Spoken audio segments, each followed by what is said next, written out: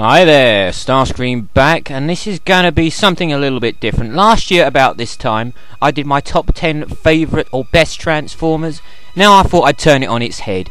Let's do the top 10 worst Transformers.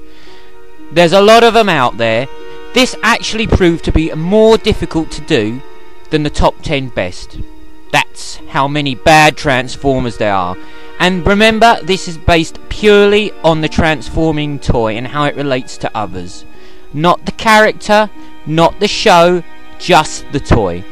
So, out of all these Transformers, which do you think are going to be the top 10 worst? We're going to count our way from 10 down to number 1. So you know what? Let's get going.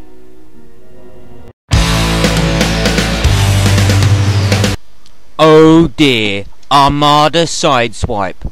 What an abomination this thing is. Words fail me to describe how utterly stupid the design of this toy is. And to compound the issue, they made a recolor. What the hell were they thinking? One Decepticon piece of shit, one Autobot piece of junk. Now let's get to look at the toy, shall we? What were they thinking when they designed this? Now what's that? What the hell is going on with that? There are his arms, he's got these huge sort of like scoops that come up underneath it.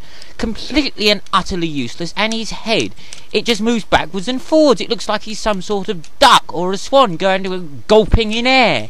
What an idiot. Really does frustrate me. That bit bears no relevance. He doesn't really have a torso either. That bit, it doesn't matter what you do with it, down or up, it still looks absolutely ridiculous. Just, you know, hanging around in the centre of his body. What do you think we could use that for? Ugh. And his legs, they pivot here. He has no real waist or groin region. They're just attached to the side of his torso. You seen anybody with their legs attached to the side of their torso? It looks bloody weird to me. What were they thinking? The head moulding's even cheap as well. We really don't need to dwell on it. It's just a horrible toy.